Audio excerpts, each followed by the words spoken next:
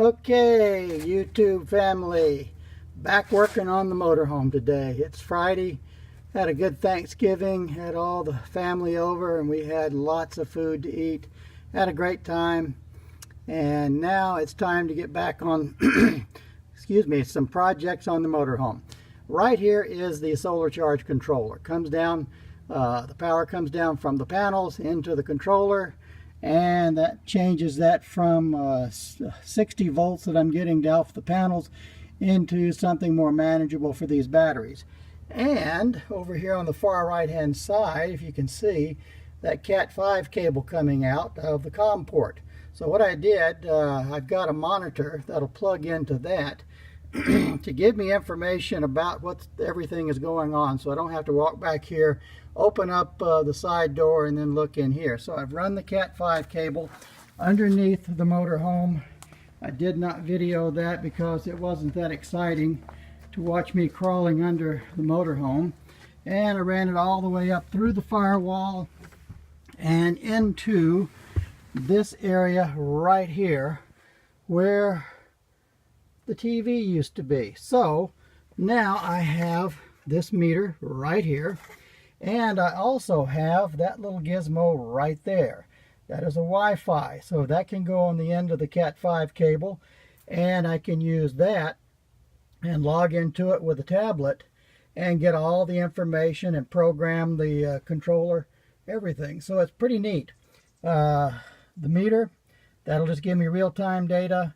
But you've got to walk over to the meter. And I was wondering, for those of you out there that know more about this computer stuff than I do, since I only have this one single Cat 5 cable that comes in here, is there a way to have this come into some type of a hub so that I can have both of them, both the Wi-Fi dongle or whatever this thing is called and the meter, so I can have both of them at the same time without having to switch between them? So if you've got some ideas or if that can be done, would appreciate you leaving that in the comments or sending me an email. Okay, the other little project that I've got going on, if you can see down here, this is where the CB radio was, and I've now got the coax coming down through here to that.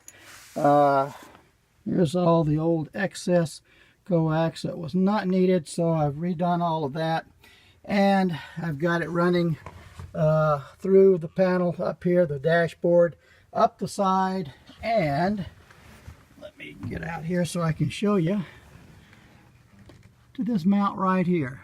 So I've got it coming out the side here into that mount, so I'm going to put an end on the coax, and then that'll wire into the bottom of my antenna. So that's the project for today, but I would like to know if there is a way that I can have a splitter or a router or something that goes on the end of the Cat 5 that I can have both of these going at the same time. All right, let me get back to work and we'll show you what I've done in a little bit.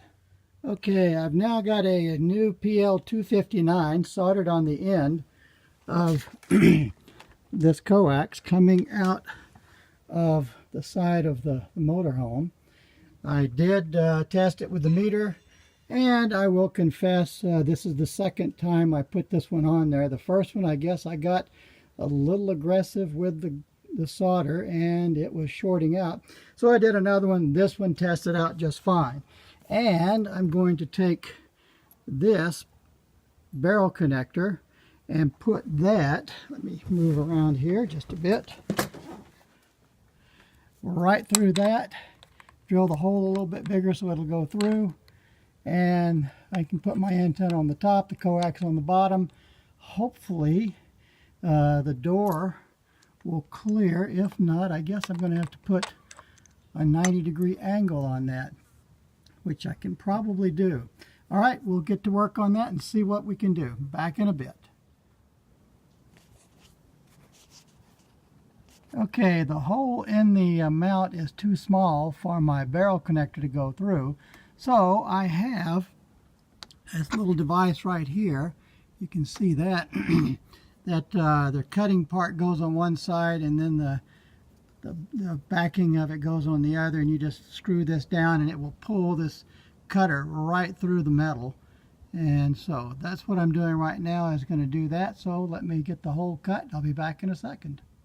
Okay, I've got the new PL259 on there. I've got the antenna on. Everything is all sealed up with the silicone tape, so it'll be waterproof.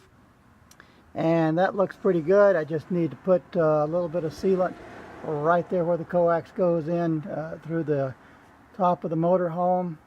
And now it's on to see if we can get a radio in this thing.